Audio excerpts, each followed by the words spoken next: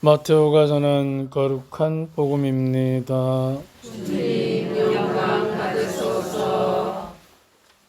5장 43절에서 48절의 말씀입니다. 그때 예수님께서 제자들에게 말씀하셨다. 내 이웃을 사랑해야 한다. 그리고 내 원수는 미워야 한다고 이러신 말씀을 너희는 들었다. 그러나 나는 너희에게 말한다. 너희는 원수를 사랑하여라. 그리고 너희를 박해하는 자들을 위하여 기도하여라. 그래야 너희가 하늘에 계신 너희 아버지의 자녀가 될 수 있다. 그분께서는 악인에게나 선인에게나 당신의 해가 떠오르게 하시고 의로운 이에게나 불의한 이에게 비를 내리신다.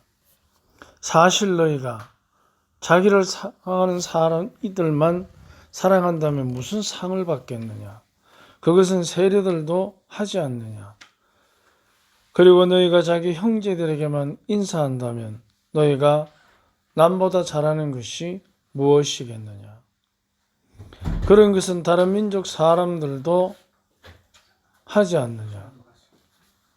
그러므로 하늘에 너희 아버지께서 완전하신 것처럼 너희도 완전한 사람이 되어야 한다. 주님의 말씀입니다. 그리스도님 참여합니다. 예, 우리가 이제 마무리할 때가 온 것 같아요. 우리가 이제 순례 여정을 쭉 떠나면서 참 행복한 시간들이었다고들 느끼실 겁니다. 처음 우리가 출발해서 올 때 우리가 느꼈던 여러 가지의 다양한 생각과 다양한 마음들, 그런 것들이 이제 결국은 한 가지를 향하는 것이죠. 완전한 사람. 근데 우리 한 가지가 좀 식별하게 할 게 있습니다. 뭐냐면 우리가 오늘 복음에서 말하는 완전함과 우리가 느끼는 완벽함 차이가 있습니다. 어떤 차이가 있느냐? 완벽함이라는 것은 능력, 사건에 집중하게 됩니다. 일에 집중합니다. 그래서 그것은 결과에 집착할 때가 많습니다. 완벽함이라는 것은. 우리 모두가 지금 갈등하는 것은 사실은 본인들이 미숙하다고들 많이 느낍니다. 우리 모두는 미숙합니다. 그래서 미숙하기 때문에 거기에 의해서 일어나는 일들이 참 많습니다. 그런데 그 미숙함은 사실 우리가 별로 안 좋아합니다. 하지만 미숙합니다. 왜냐? 우리 모두가 완벽하기를 원하기 때문에. 그렇게 되면 우리 안에 우리가 항상 뭐를 하나 데리고 살아야 되느냐 하면 어떠한 것에도 굴하지 않고 슬픔도 느끼지 않고 절대로 교만하지 않으며 비굴하지 않으며 자책하지 않으며 실패하지 않으며 항상 더 완벽한 나를 향한 달인, 초인을 하나 우리는 늘 가슴속에 품고 삽니다. 그래서 그 초인이 어떻게 하느냐? 나를 판단하게 합니다. 이런 거짓말을 했고 이런 때 이런 인상을 썼고 없을 때 이런 뒷담화를 했고 해서는 안 되는 일들을 했다고. 그래서 해서는 안 되는 일을 하고 하지 않게 하고 해야만 할 일을 끊임없이 추구해가는 완벽한 초인. 그 광기 어린 초인을 우리가 하나 데리고 있는 거예요. 근데 이 초인이 내가 그 초인에 부합하는 삶의 태도를 갖지 않으면 광기를 부립니다. 어떻게? 너는 쓸모없고 너는 잘못했고 너는 미숙하고. 그래서 우리 안에서 끊임없이 우리는 그 초인의 광기를 느끼고 살아갑니다. 그래서 나는 지금 이래서 안 되고 더 잘 살아야 되고, 나는 지금 이렇게 아파서 안 되고 더 건강해야 되고, 나는 지금 이렇게 나이가 들은 티를 내서 안 되고 더 날씬하고 더 완벽하게 살아야 하는 그런 집착을 갖게. 이게 초인이 우리에게 가져다주는 광기입니다. 근데 완전한 것은 광기가 없습니다.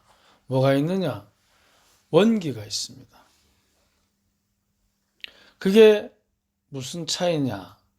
완전한데 어떻게 완전하냐?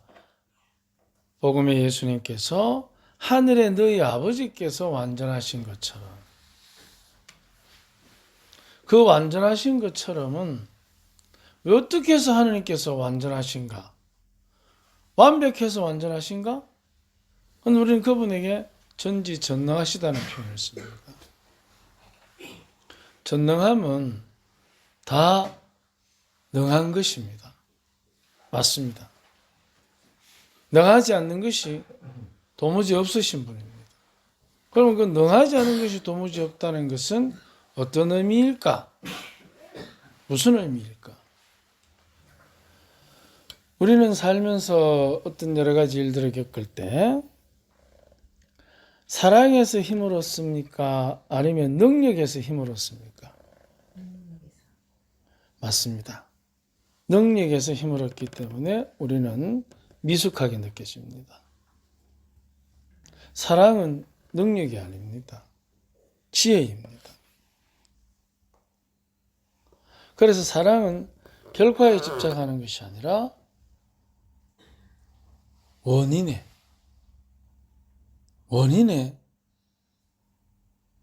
그 소중함을 잘 알고 있습니다. 나를 사랑하기 때문에 미숙하지만 이런 거짓말을 했고, 나를 사랑하기 때문에 미숙하지만 나에게 이런 행동을 했고, 그래서 그 사랑이라는 것은 항상 원인에 집착하는 것이 아니라 원인에 집중하기 때문에 다른 모든 것은 그 원인에 집중하는 힘에 의해서 재해석되어지는 것입니다. 그래서 주님께서는 우리가 어떤 죄를 지어도 용서하십니다. 왜냐하면 그 미숙함에 대한 이해가 깊기 때문에. 우리는 사실 그러질 못합니다. 원인의 깊은 이해보다 결과의 계산에 매달릴 때가 훨씬 많기 때문에 우리는 우리 스스로들이 미숙한 표현을 하고 미숙하게 느끼고 그 결과 우리 자신들이 굉장히 미숙하다는 위축된 감을 갖고 있습니다. 그런데 우리는 위축될 필요가 없는 것이 하느님께서 우리에게 당신이 우리에게 주신 생명의 숨결 속에서 항상 원기 가득하고 활기 가득한 삶. 그런다고 해서 철없는 얘기를 하자는 게 아닙니다. 우리는 가끔 순진한 것과 순수한 것에 대한 이해가 부족할 때가 있습니다. 순진한 것은 자기가 원하는 대로 되는 줄 압니다. 그 결과 우리 주변에서 순진한 사람들의 어설픈 열정이 사람들을 굉장히 곤란하게 만들 때가 있습니다. 예를 들면 두세 사람이 모여서 기도하면 하나님 들어준다 했는데 왜 내 기도를 안 들어주십니까?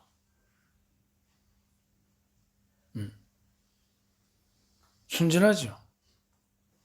근데 순수한 사람은 다릅니다. 어떻게?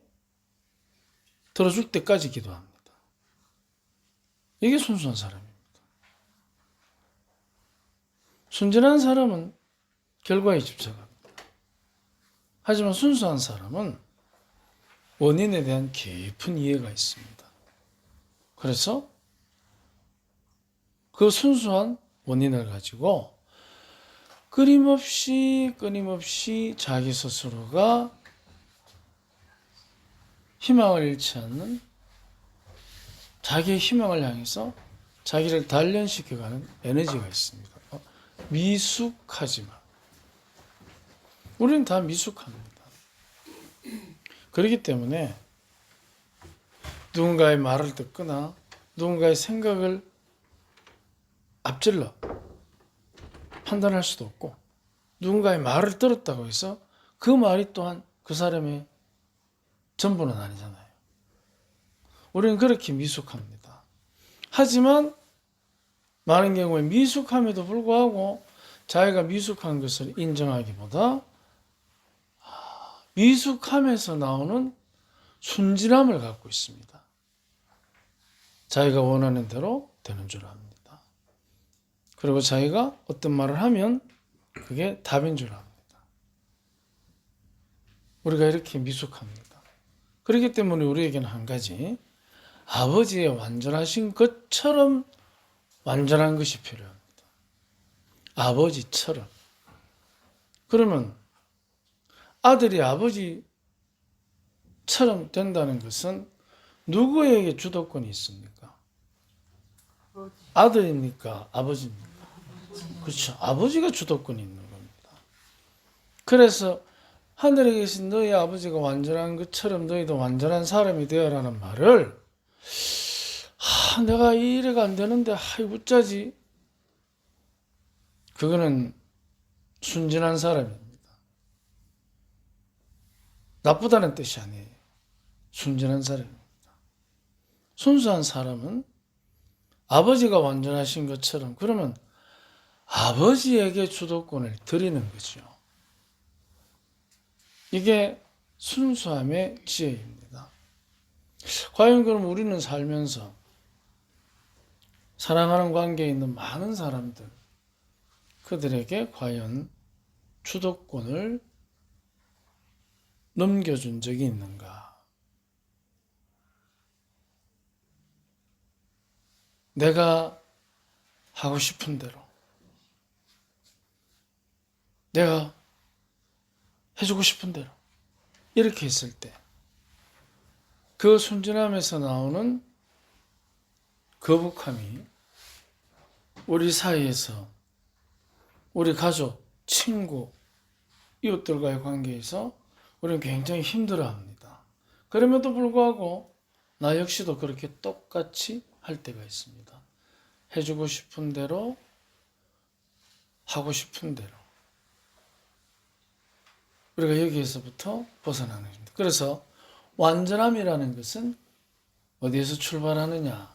미숙함을 인정하는 데서부터. 내가 미숙한 거죠. 그것도 어떻게? 순진하게 미숙해. 그래서 우리는 거기에 많이 걸려 넘어집니다. 우리의 완전함은 우리 안에 있는 것이 아닙니다. 왜냐하면 우리에게서 온 사람들이 아니기 때문에, 아버지에서 왔기 때문에 아버지에게 그 완전함의 주도권이 있는 것입니다. 그래서 우리가 이 미숙함을 자력으로 극복하는 것이 아니라 도우심으로 버텨내는 것입니다. 그러다 보면 언젠가 도우심 안에서 이겨낼 날이 온다는 것입니다. 그래서 완전함은 잘난 것이 아닙니다. 미숙함을 인정하는 데서부터. 그래서 우리가 누구 앞에서든지 간에 자기의 미숙함을 인정하려고 할 때 참 어려운 일이지만, 그것이 아니고는 우리가 지금의 이 미숙함에서 흘러 넘쳐나는 답답함, 두려움, 미안함, 교만함, 외면하고 싶은 마음, 소외감, 이 모든 것들을 해결할 길이 없습니다. 그래서 우리가 미숙함을 받아들이고 인정할 때, 그때 내가 원하는 대로 된다는 순진함에서부터 벗어나서, 그런다고 해서 남이 원하는 대로만 내가 따라줄 수 있느냐? 그건 더 불가능한 얘기입니다. 할 수 있을 것 같아요. 그죠? 아이가 원하니까. 내 아이가 원하니까. 그럼 예를 들어서 내 아이가 원한다고 해서 밤에 자기 전에 사탕 물고 자는 거를 물고 자도록 놔둡니까? 어때요? 어떡하나? 안 되게 하죠. 거기는 세 가지 방법이 있어. 첫째 뭐? 자탕 물고 자지 않으면 내일 아침에 엄마가 일어나자마자 뭐? 돈 10,000원 줄게. 거래하는 거야. 거래. 쉽게 거래하죠. 쉽거든. 서로가 쉽거든. 두 번째 뭐예요? 조건 다 거래 다음에 뭐예요? 거래가 안 믿기. 엄마 지난번에도 세뱃돈 내 10만 원 줬는데 10,000원도 안 줬잖아. 그럼 뭐 이렇게? 너 그 다음날 아침에 너 뭐 이틀 동안 삼겹살 먹었잖아. 뭔 돈으로 샀겠어? 니도 가족이니까 기여를 해야지. 윽박질러.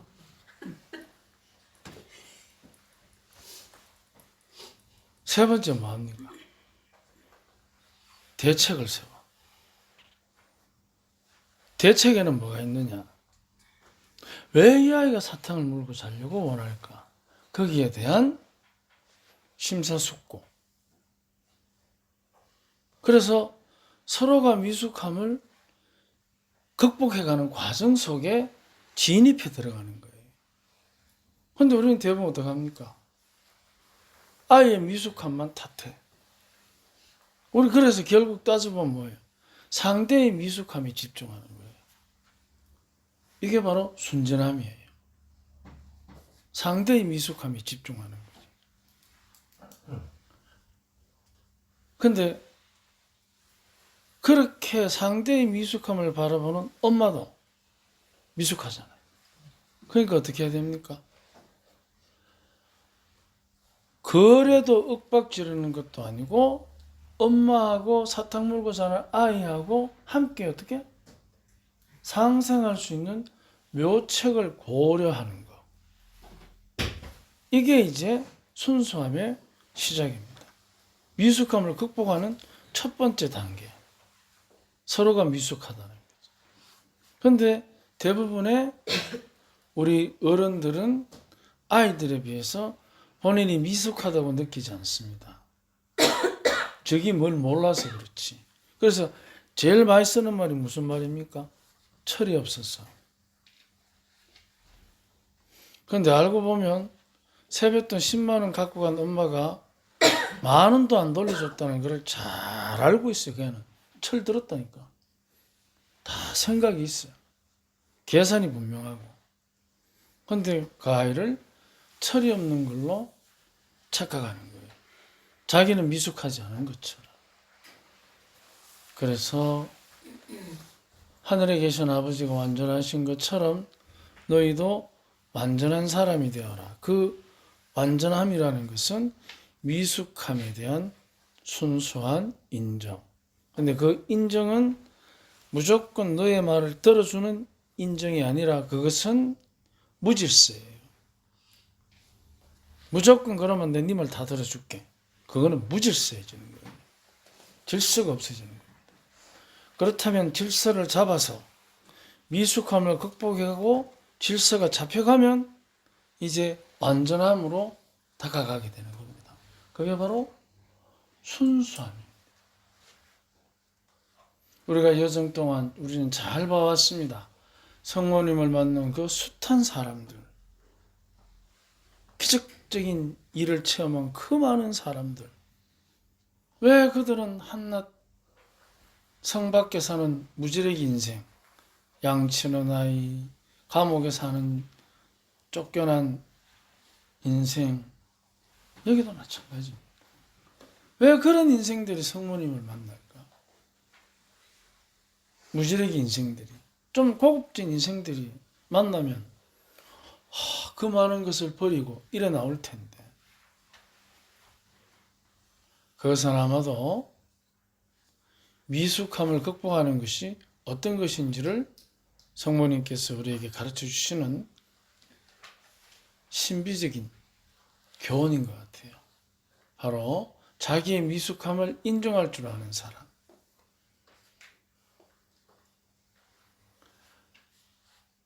우리가 미숙함을 인정할 때, 그때서부터 이제 우리에게 인격적인 성숙과 영적인 충만함 안에서의 완전함을 작지만 느끼게 될 것입니다. 우리 이제 순례를 마치면서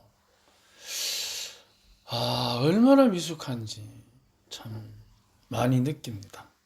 저 역시도 마찬가지고, 그래서 우리가 남은 시간 미숙하니까 완전하게 되도록, 그게 아니고 더 미숙함을 찾고 인정하는, 그래서 성모님을 만난 많은 사람들의 그 순수한 하느님에 대한 열정이 우리들 안에 더 아름답게 자라나고 남은 시간 건강하게 마무리하도록 합시다. 아멘.